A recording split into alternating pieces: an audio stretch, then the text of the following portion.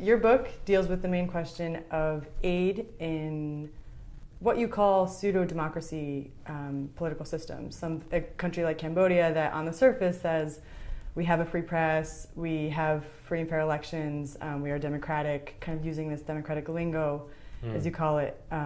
But you have all these human rights atrocities that are going on. How do donors, or should donors, deal with these types of regimes? I mean, I think maybe the place to start is to acknowledge that, or to recognize that a lot of the ways we talk about development seem to assume that there is an answer, and that we do know what the ideal society is, and we do have more or less a roadmap of how to get there. And so it's merely about shoveling resources towards its implementation.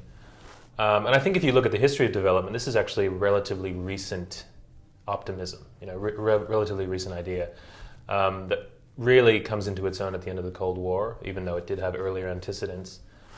And so I think the starting point for these sorts of debates is to recognize that we really don't know what works and when and why. We like to think that there is a solution, and that there is a sort of best practice, an international standard that we can, or a formula that we can crack and decode and then apply everywhere. But the reality is there really isn't. And I think, as I said, I mean, one of the main things I think you have to do in development is really temper your expectations and realize that how little we really know about these incredibly complex social, political, and economic and cultural interactions and processes.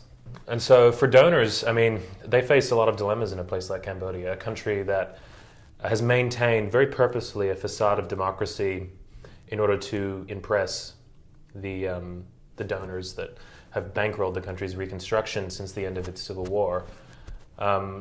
And they've put donors in a very difficult position. Now they face the dilemma of whether to continue their support, and many people benefit from their support. Many poor Cambodians rely on this support to the education and health systems.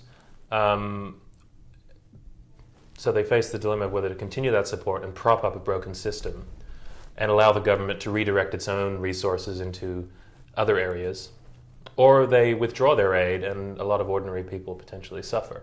The problem in Cambodia today is that using aid as a lever it's no longer likely to work. In the early 1990s, when Western aid donors were very involved in Cambodia, they had a lot more leverage, but even then their leverage was limited. Western pressure tended to produce short-term cosmetic reforms.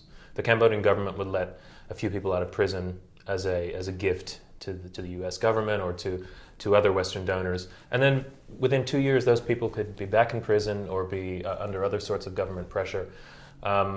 In my book, I talk about how these demands have created not any true reform, but a mirage of reform, which the government is very willing to give a little bit in order to satisfy these international constituencies. But those gains are always reversible. And it's fallen short of producing any institutional structural change. And Hun Sen has said very openly to the US government, specifically, if you don't want to give us aid, then don't give us aid. We don't mind, And I think he knows that the US, given the recent Obama administration's policy of shifting a focus to the Asia-Pacific region, right, needs Cambodia as an ally. And I think Hun Sen recognizes that. So to a certain extent, he's calling their bluff. But I think the reality is, with hundreds of millions of dollars of Chinese aid and loans, without any good governance strings attached,